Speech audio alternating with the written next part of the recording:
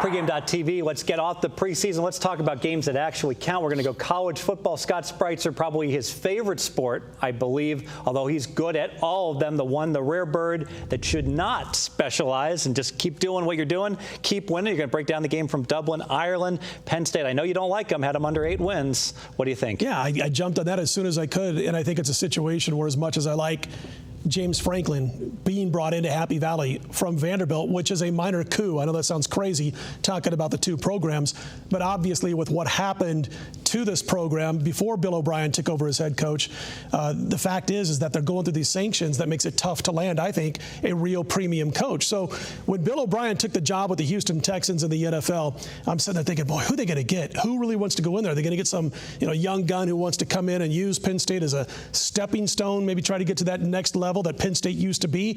But no, they go out, they do a good job. They get James Franklin out of Vanderbilt. We know what he did when he got there. They had a lack of quality depth. He put things together real fast, real strong record. Now he lands at Penn State, and he's got to do it all over again, because I think this is the season where Penn State's lack of quality depth, and they've done pretty well under Bill O'Brien with recruiting, but there's a lack of quality depth due to the sanctions of a couple of years ago, and I think it really catches up to him here. I think it's going to be very tough for Penn State to win more than 5 football games.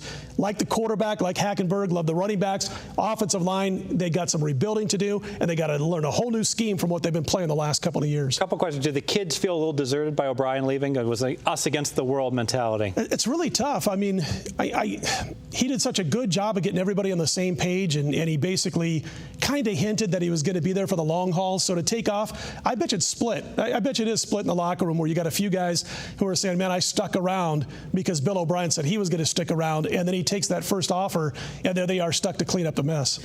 Second question, do you think that the venue, having to go to Ireland, is going to be a significant factor? Brand new coaching staff, they got to worry about everything else, where they haven't even done any play calling, versus a established unit. O'Leary's been there forever at Central Florida. That's another thing, and I'm going to talk about that in just a bit when I get to the free best bet. Because George O'Leary is as good as it gets when it comes to being prepared early in the season. And I got a couple of stats I'm going to give out in just a minute. But as far as Franklin arriving at Penn State and now having to take his team to Dublin, yeah, they're going to get ample time to get there and get the feel and the lay of the land, so to speak, in Dublin. But the bottom line is they got so many other things that they're worried about that Central Florida is not worried about for this particular game, that I think it does have to be factored into the equation. And I think it hurts them potentially much more than it'll hurt Central Florida. Very good. I'm going to give a bonus pick before you give this. Okay. I saw that Central Florida has a bye after this. Okay. Penn State doesn't. They play Akron. I know Akron's, a cupcake. Sure. But still, I remember Notre Dame went to Dublin, and then the next week they almost lost to Purdue. I got to be against Penn State the following week, double down on them. But I think you're going to go ahead and get some money first to bet on that game by playing this game. Do you want to go ahead and lay out your reasons to make it official? Let's do it. Well, you kind of know who I'm going with here. I'm going to take Central Florida, the Golden Knights, at a pick'em situation over Penn State. I also like the very next week of doing what Steve Fezzik did and playing the Akron Zips plus points when Penn State returns back to the colonies. But as far as what George O'Leary has done, I mentioned a little bit earlier that this guy prepares his team to come out of the blocks firing on all cylinders, and he's done it since day one as a head football coach in college football. His record now 18-6 against the spread. First 2 weeks of the college football season, last 24 times as a college football head coach. And I know he's got to replace Blake Bortles, and I know Bortles got some serious NFL skill sets, but the bottom line is they're surrounded by some great talent, especially on defense. 8 or 9 starters coming back for the Central Florida squad, and I think that what they're going to do is they're going to be able to bottle up Penn State because of the Nittany Lions' problems on the offensive line, the rebuilding situation, and I don't like Penn State's secondary. So I think Central Florida is going to have a little bit better shot at going deep against Penn State than they would if they open against some other opponents out of the Big Ten, if they would have played another Big Ten opponent. So here's the situation.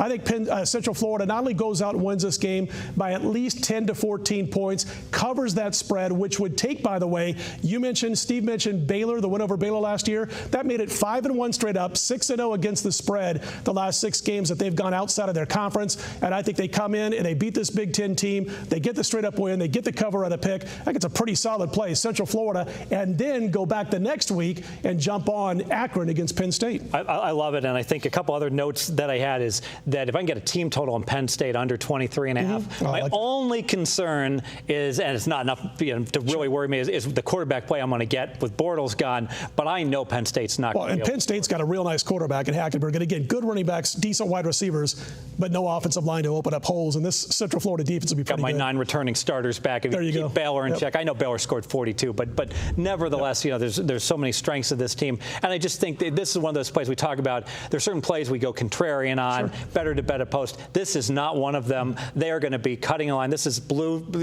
Horseshoe loves Blue Star Airlines right here. I could see this team taking money and becoming a 3.5-point favorite. Let's do it. Very good. All right.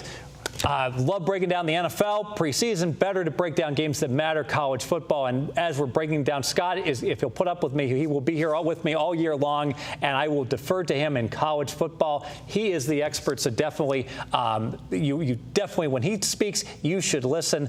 We are going to come back. We're going to talk a little NFL, both of our specialties, talk about the NFC, the AFC North, and talk about how the Cincinnati Bengals, who've been at the top, probably aren't going to stay there. Stay with us. Pregame.tv.